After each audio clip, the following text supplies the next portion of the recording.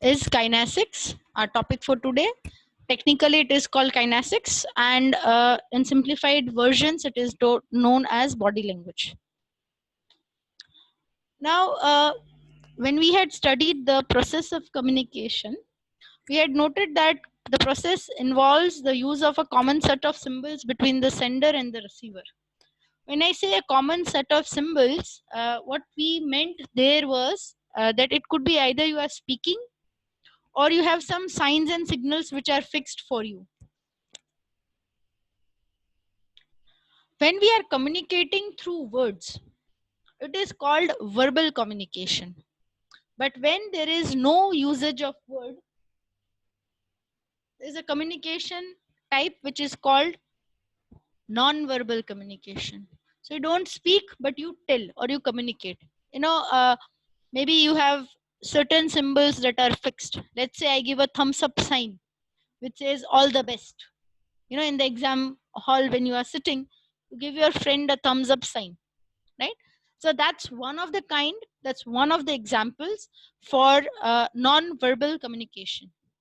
Now, non-verbal communication does not exist only in one language.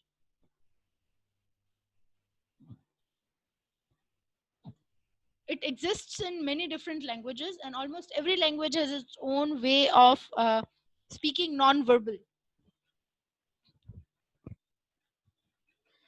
Why is it necessary to have non-verbal communication? Aren't words enough? So when I speak and there is a word that I speak, is it not enough? No. Why? Sometimes words fail to communicate the exact meaning. What do I mean by the word exact meaning? I mean to say that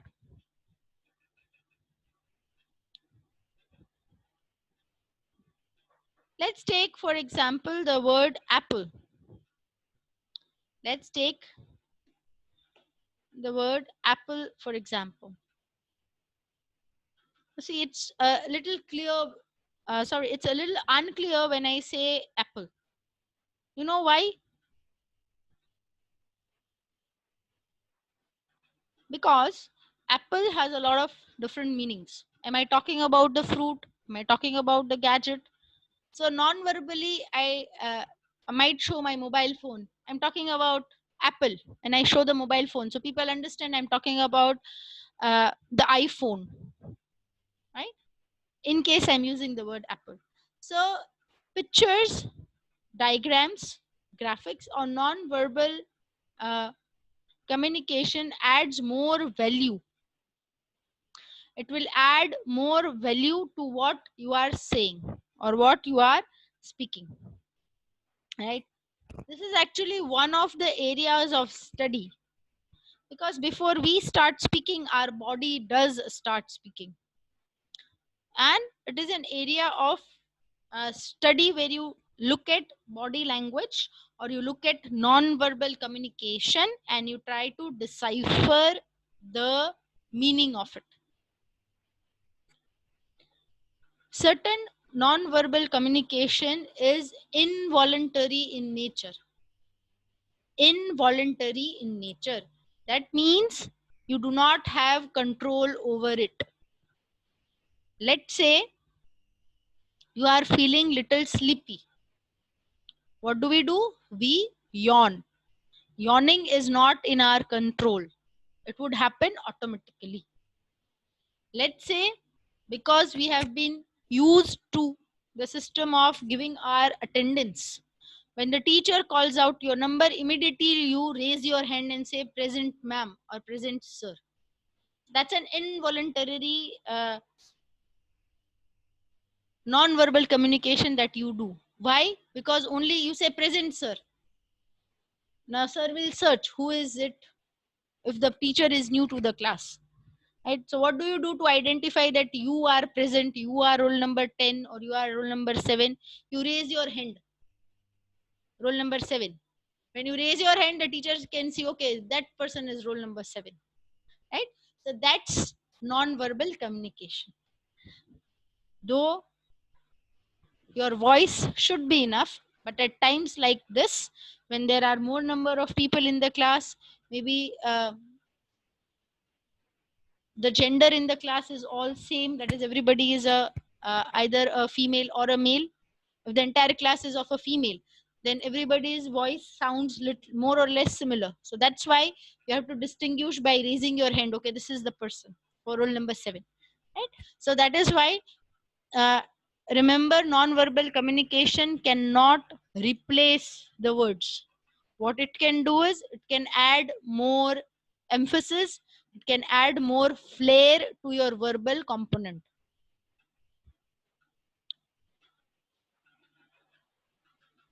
Technically, we called body language or non-verbal communication as kinesics. Please remember the term, or you can note it down in your book. The other synonyms for kinesics are body language or non-verbal communication or communication without words, right? It actually plays an important role while communicating, and your movements of the body are actually influenced by, or they are directed by, your thoughts and feelings. Let's say you are feeling sleepy. What do? You yawn, you cannot open your eyes. These are all non-verbal communication that you do. Let's say you are feeling bored or you are tired. You want the lecture to end soon. What do? You keep looking at your watch or your wristwatch or the clock in the classroom, etc. Right? Actually, these are the signs and signals of you not feeling like, or you getting bored, or you feeling tired. And that's how your body communicates. If you are tired, it works in that way. When you are excited, your body has a different kind of expressions to do. So remember the body language of any person. Yes, Naveen, you have raised your hand.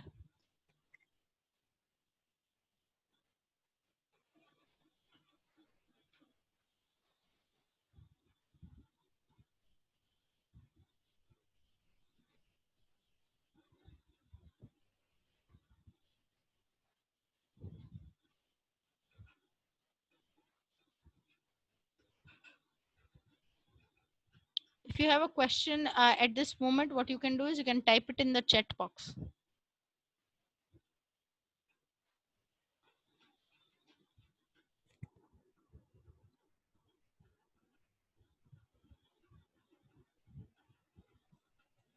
Right? So remember, your body movements are directed by your thoughts and your feelings. It actually has a direct connection, and our movements change according to the emotions that we feel. Let's say I'm excited about subject X. Let's take, I'm very excited about a subject which is called circuits, electrical circuits. Now then your body has a different kind of an emotion that you feel. You are very excited, you want to learn, you have so many questions to ask.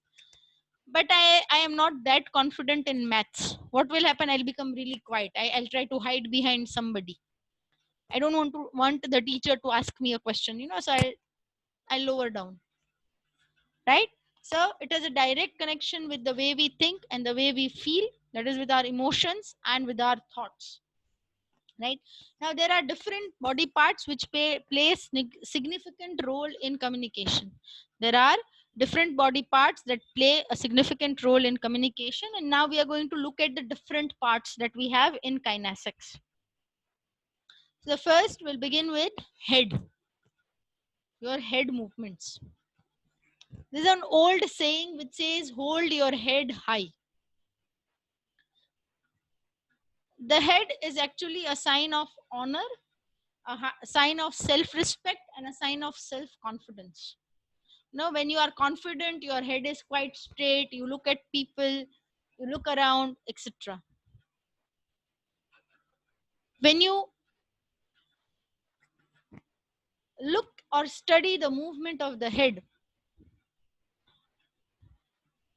it shows that when a head is bent a little low, when your head is little low, it might show modesty, politeness, or guilt, depending on the situation as well. Let's say I have done some mischief in the class. I have been up to some mischief, and then the teacher is scolding me. After I've done the mischief, now teacher is scolding me. What will I do? Will I look into the eyes of the teacher? No.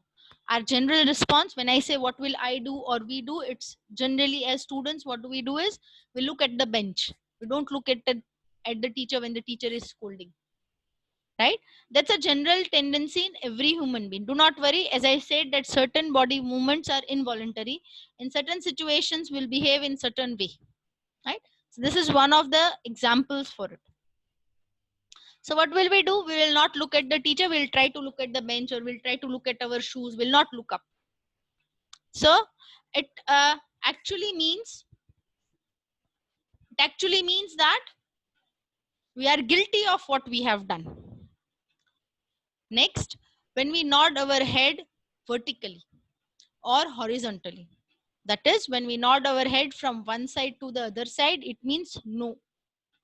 And when we are nod our head from up and down, when there is an up and down movement in the head nodding, it means you are giving a positive response to the speaker, that is a yes. You say either a yes or a no, right? We experience this when teachers ask us questions. Did you understand? So you will also say yes with your mouth. That's the verbal communication you do. And you will nod your head up and down. Or you will say no verbally and you will nod your head from side to side. As I said, some of the movements that the body makes is involuntary. It accompanies the word, right? Next is the facial expression, head, then facial expression. Now, the face is called the mirror of somebody's mind. Why? You can see it on the person's face. Let's say you are nervous about a test. You know, your teacher has announced a test in the class and you are nervous. You have not studied the topic. That nervousness can be seen on your face. Different parts of the face come together to form different kinds of expressions. When you are very happy, you can have your face is all lit up, right? The best example that we can give here is of the classical dances in India.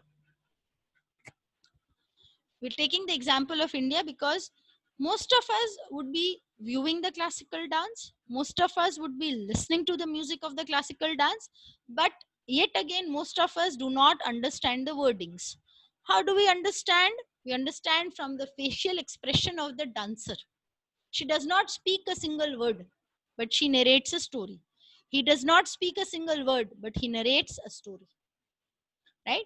So there are very specific facial expressions. When you are happy, you laugh, you chirp, your face is lit up. When you are sad, you feel gloomy, there is no luster on your face, etc. Right? That can be seen. Your emotional state of happiness or your emotional state of sadness can be seen through your facial expression. These expressions are not permanent, they are temporary. The way the moods change, the facial expression will keep on changing, right? Moreover, our face is our identity. We see some of our teachers, whatever time of the day it is, they're all fresh. How do you see that your teacher is fresh? From the face. You know, he or she is always smiling when they enter. He or she, whenever or wherever you meet him or her, the person is a very nice mood, is smiling. You know that, okay, madam is very fresh right now. Sir is feeling quite fresh. So from the face itself, the face that is your identity, it will reflect what you feel. If you are confident, we can see it on the face. If you are not confident and you're feeling nervous, we can also see that on the face. So the facial expression does not remain there as it is. I cannot remain sad for the whole day. I cannot remain happy for the whole day. And I cannot keep on smiling all the time. It changes. It is changing according to the emotion and the thoughts that you have in mind. At times we are very happy, and then at the very next moment the very same person becomes quite serious as well. You know, your sir is very happy to go lucky person, your teacher is a very happy to go lucky woman. No, but when there is a test, she will become very strict. No, I am not telling you, you have to learn and come. I cannot explain to you. You can see that strictness on the face. So that is why facial expressions which are there do not remain the same. They keep on changing. So let's have our reconnecting question. Kindly tell me if the statement is true or false. The body movements of a person are directed by his thoughts and his feelings.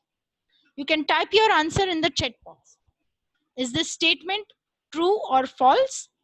The body movement of a person are directed by his thoughts and his feelings.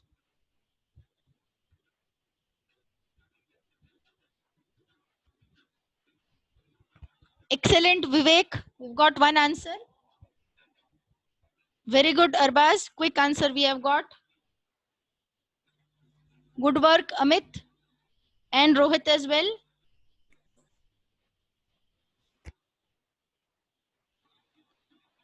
Yes, Samir, your answer is also correct.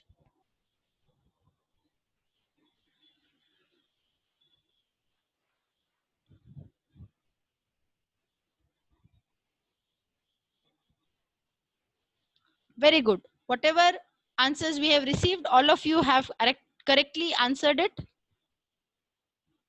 The body movements of a person are directed by his thoughts and feelings. That's absolutely correct. Now, the next part, we first had the head, then the face, and now we are coming to becoming more specific, the eyes, the eye contact. Eyes actually are a window to a person's soul. Your eyes tell what you are feeling. They communicate the deepest of your feelings, and they also tell different stories. Let's say, for example, our eyes. When we are listening to something with great concentration, our eyes get fixed. When your teacher is explaining an interesting topic, what do? You put your chin on, like you put your hands on the bench, your chin is resting on your palm, and you are looking at the board. Your eye does not move anywhere. So that shows that you are listening with full concentration and full attention. Let's say our friends give us a surprise. What happens? Our eyes widen, they become bigger. They also become bigger when we are in utter shock. Oh my God, what happened? So you can see from the eyes, the size of the eyes becomes bigger. The eye larges, right? Moreover, when you look into a person and talk, look into the eyes of a person and talk, it reflects the confidence that you have. Your eye contact, if you see good speakers, there are many speakers whom we have come across and we have heard. But if you see speakers whom you find to be very good, one of the distinguishing qualities that they have would be their eye contact. How do you look at the person when you are speaking? Do you just read from the PowerPoint? Do you just read from your book, or you look at the audience? Now, if you take the example of good speakers, they neither look at the presentation nor at the topic,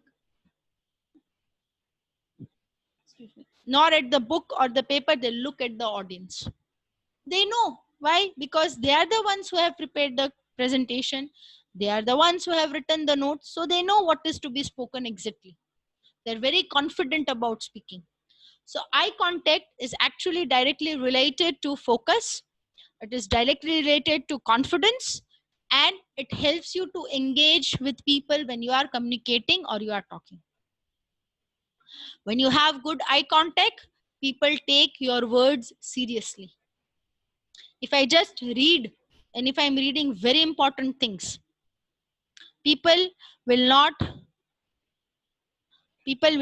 pay attention to what I'm saying. Let's take a simple example. When professors and teachers teach you in the classroom, do they keep looking at the blackboard all the time? Do they keep looking at their PowerPoint all the time? No. What do? They move back and forth between the PowerPoint and you.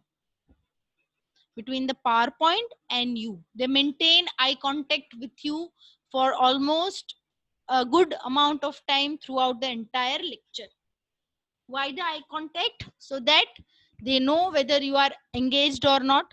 They understand whether you have understood or not. Now, sometimes the teacher says in the class, I see a question mark in your eye. Do you have a question? It is still unclear. And we are surprised. How did the teacher know? Right? Because there is a confused look in your eyes. Here, being taken seriously or people trying to understand what you are speaking requires good eye contact, apart from good speaking. Right? As I said, non-verbal communication cannot replace verbal communication, but it will add more value to what you are speaking. So if I just read from the paper, people will like this, anybody can do reading from the paper. But when we see speakers who speak without paper, we see, look at him, such a great speaker. Why? You feel a connection with the person. That is why, because of the eye contact he or she has kept throughout the speech. Now, eye contact is influenced by our culture. Moreover, you have to decipher eye contact based on somebody's cultural environment. I've taken a simple example here.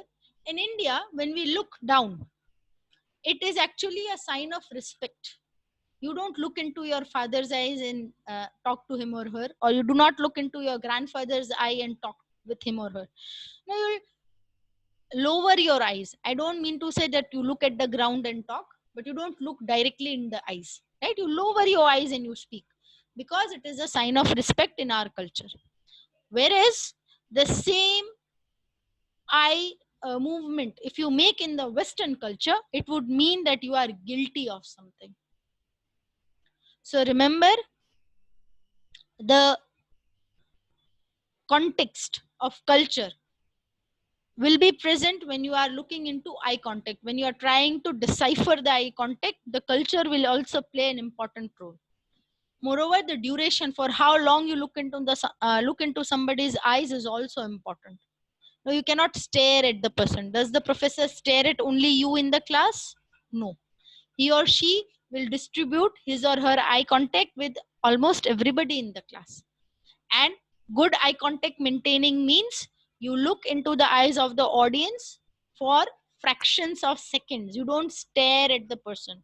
Don't look into the person's eye for continuously 5-10 minutes. That happens when somebody is angry with us, right? It will not happen on a regular basis. So maintaining eye contact is you have to have a W formation or a U formation when you look at people.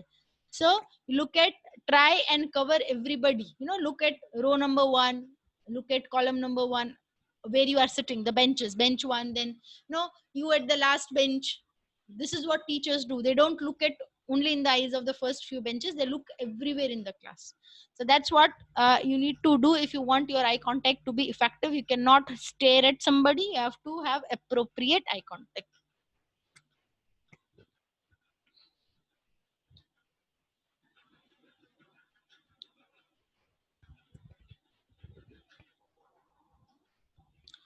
Eye contact enhances your conversation and presentation skills as well.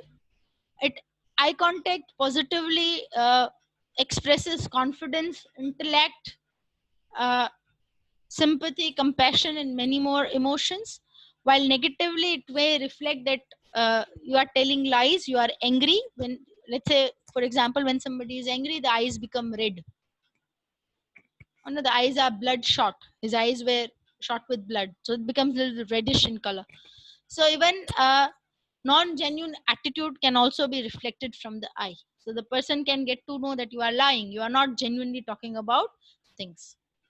Let's have another reconnecting question. So is the statement true or false?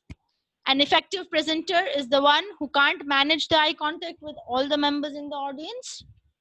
I'll repeat the statement for you. An effective presenter is the one who can't manage the eye contact with all the members in the audience. You can type your answer in the chat box. We got a very quick answer from Rohit. Rohit, you are correct.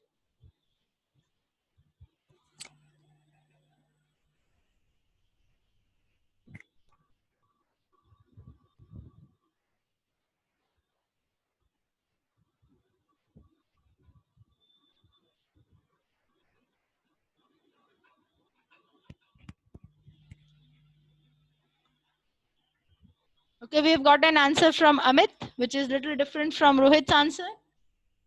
Arbaz, your answer is also correct.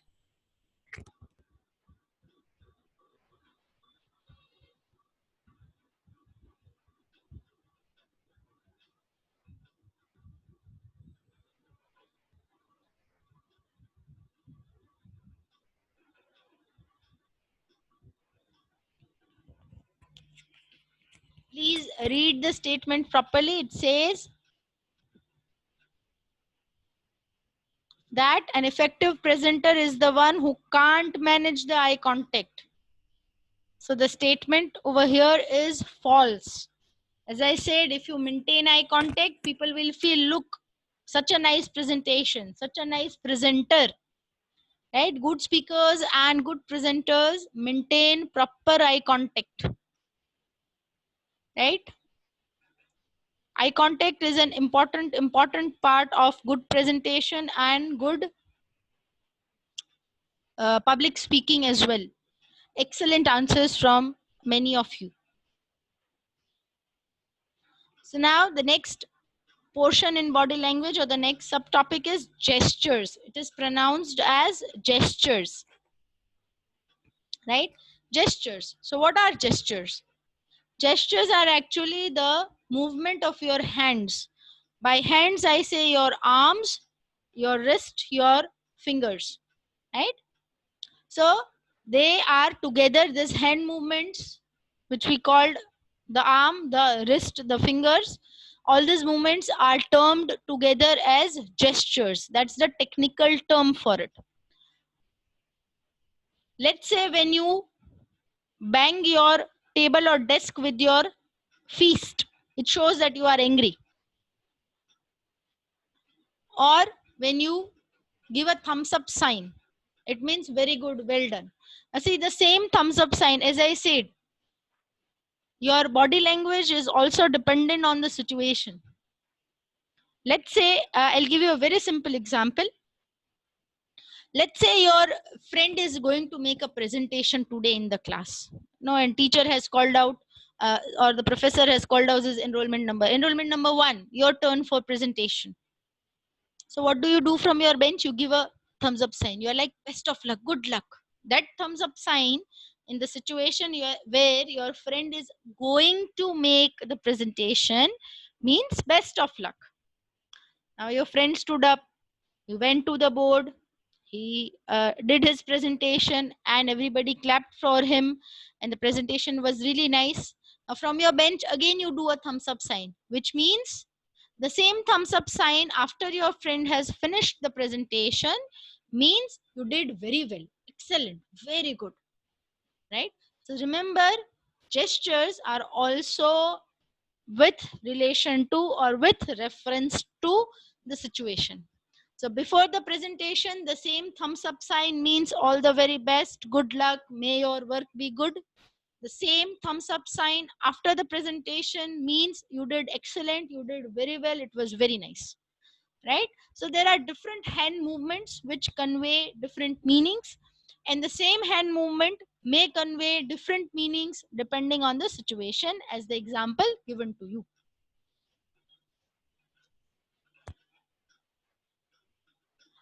The best example for gestures being used to communicate include the movement of hands and fingers of people who are deaf.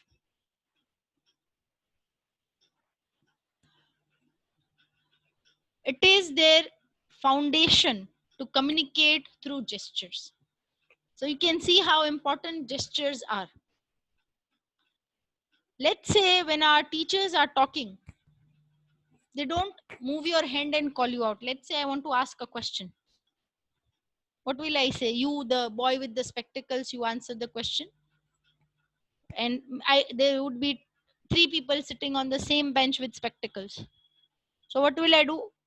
I'll not just say the student sitting in the middle bench, in the middle of the row, but I'll say I'll also point out my hand. It happens automatically.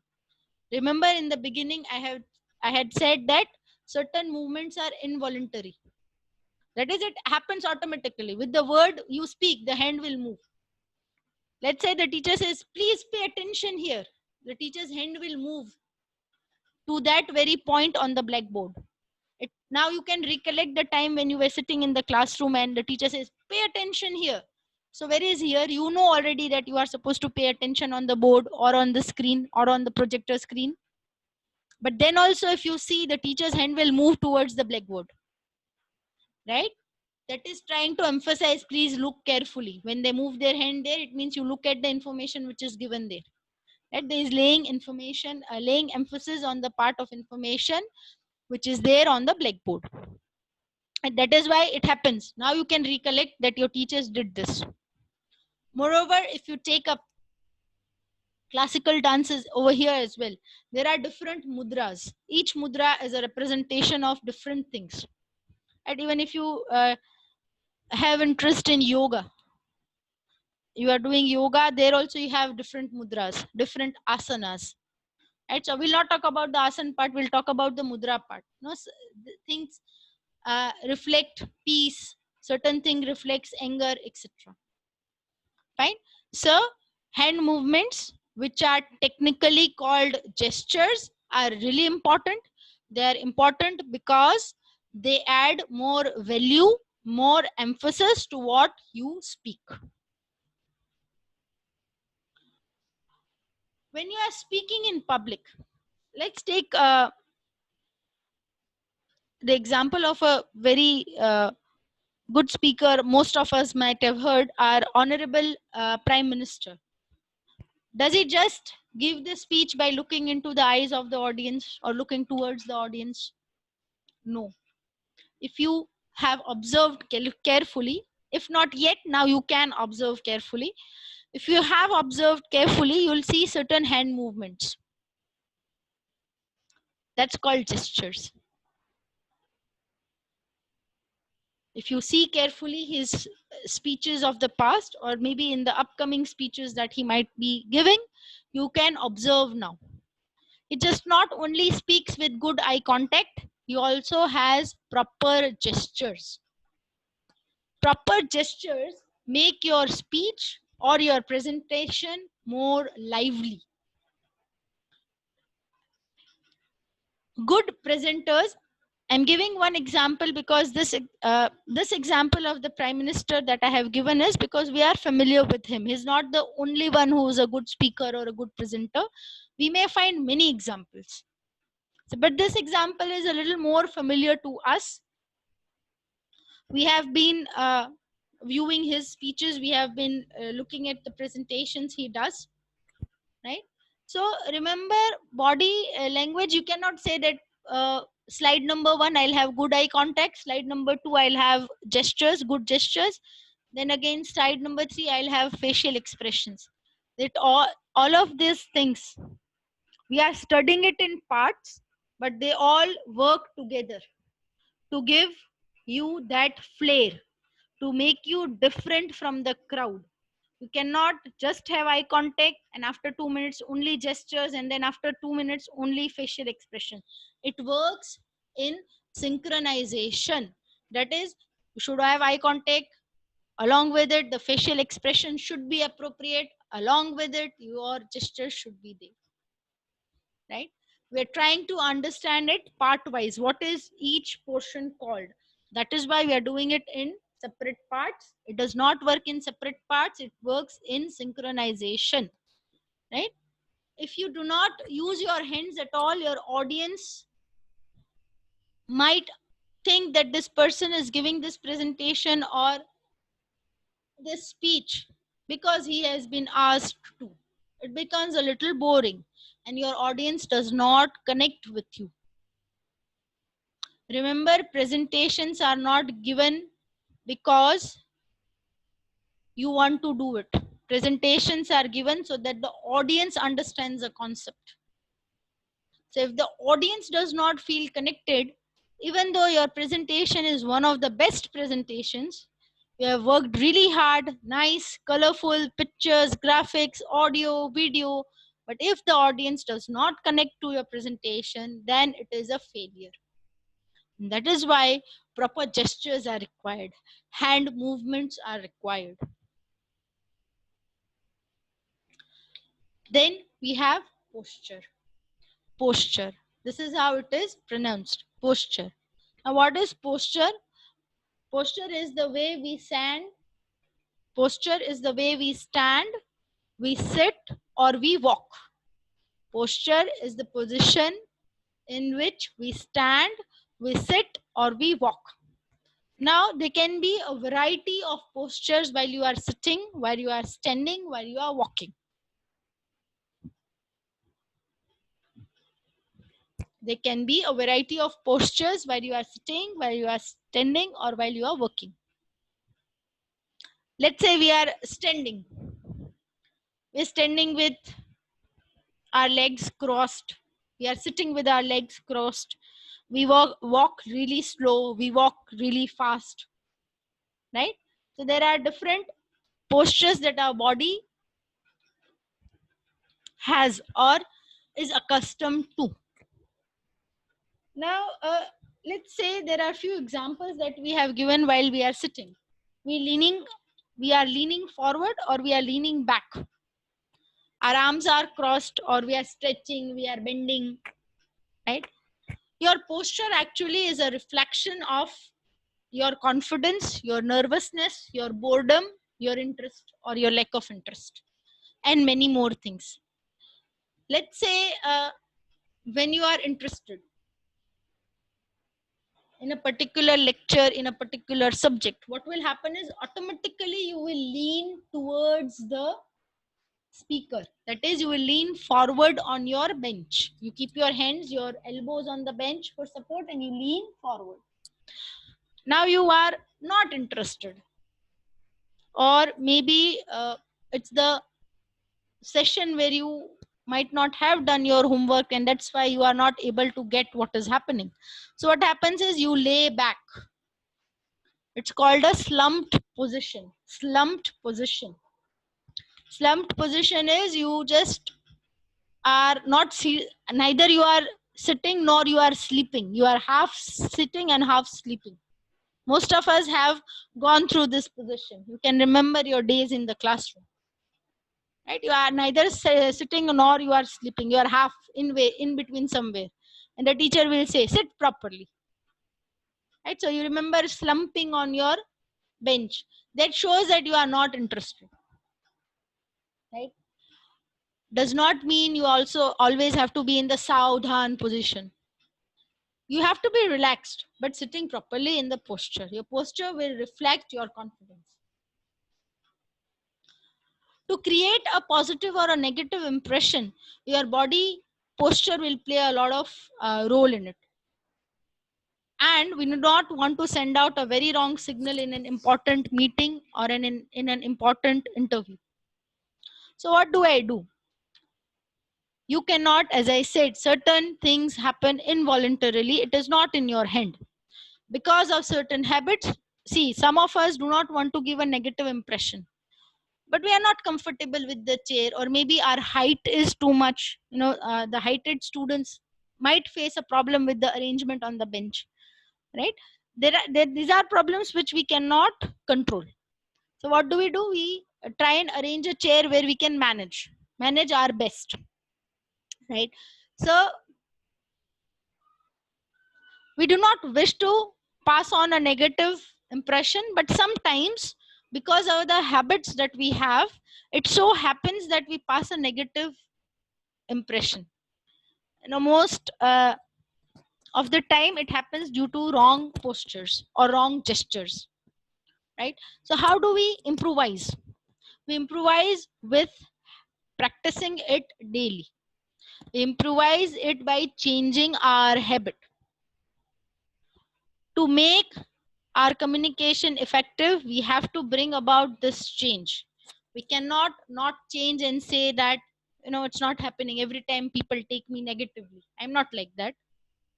But it's the body that is speaking, the posture that is speaking, right? So what you can do is you can have a positive body language by making small changes in the way you are habituated to sit, stand, or walk. So these are the elements of kinesics or body language. or non-verbal communication, or communication without words? Do we have any questions?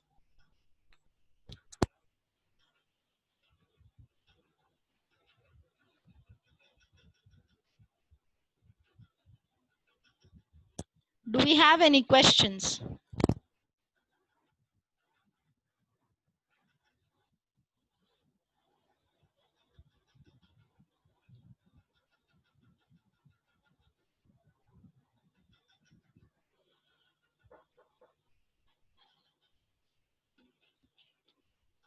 I assume that we don't have questions. So we'll move forward with our quiz for each day that we have. I'll paste the link of the quiz over here.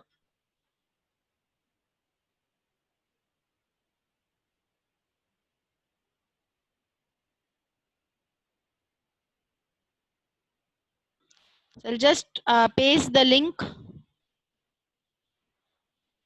of our quiz for today.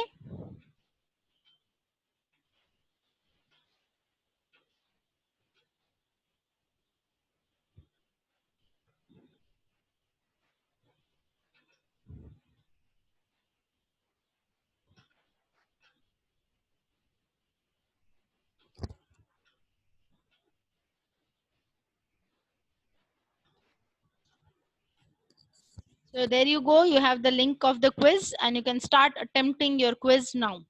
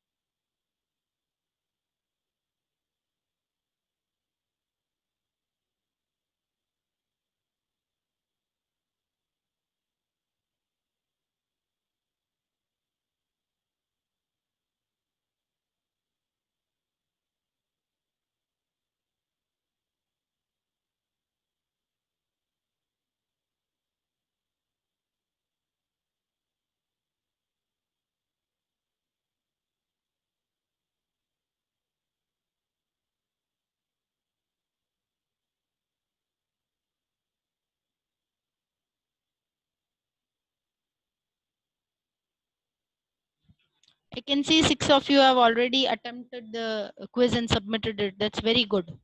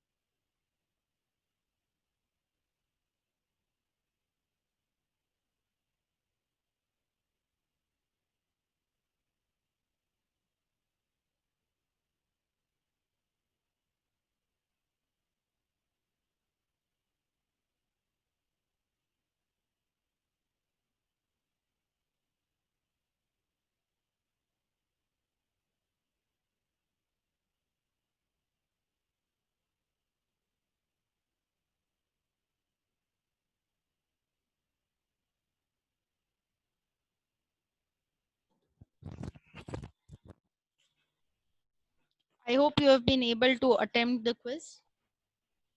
We still have a few minutes for you to attempt the quiz.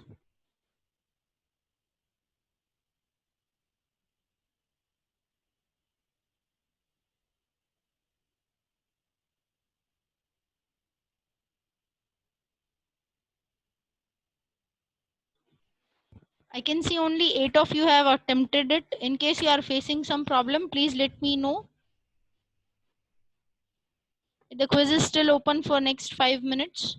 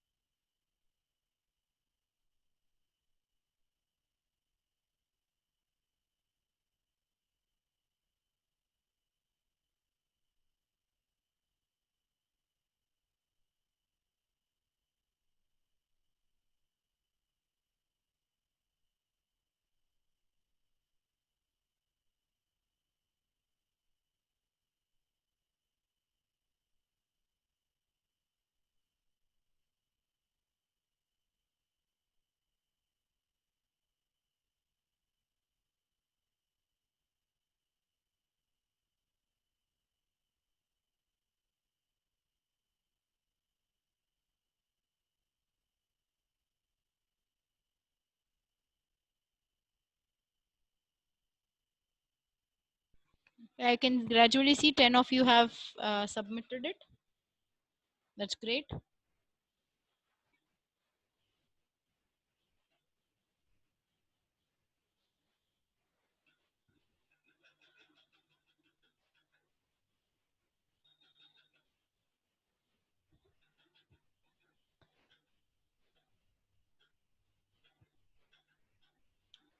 Just 2 more minutes for the quiz, and then we'll be taking the attendance.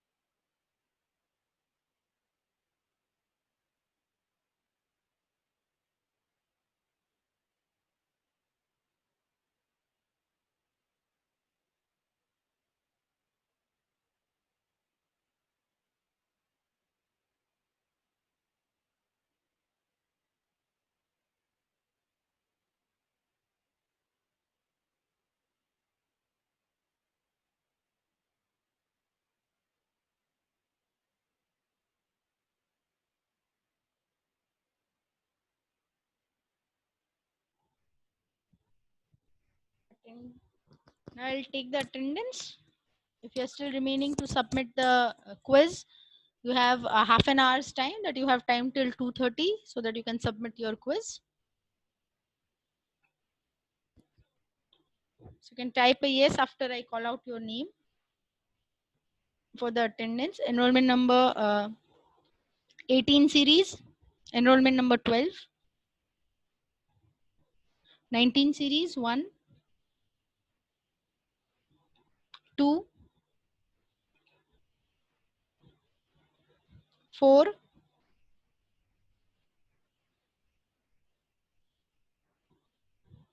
5,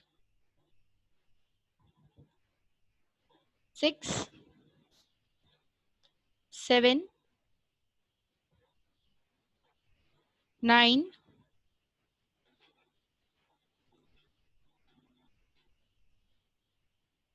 10,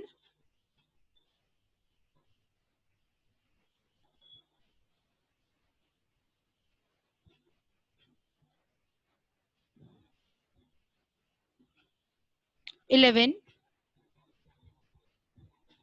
12,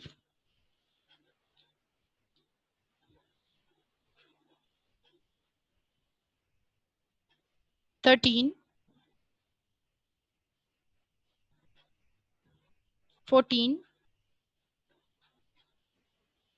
16,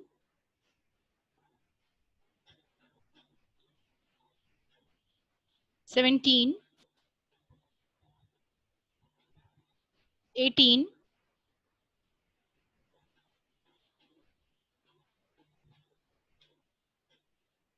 19,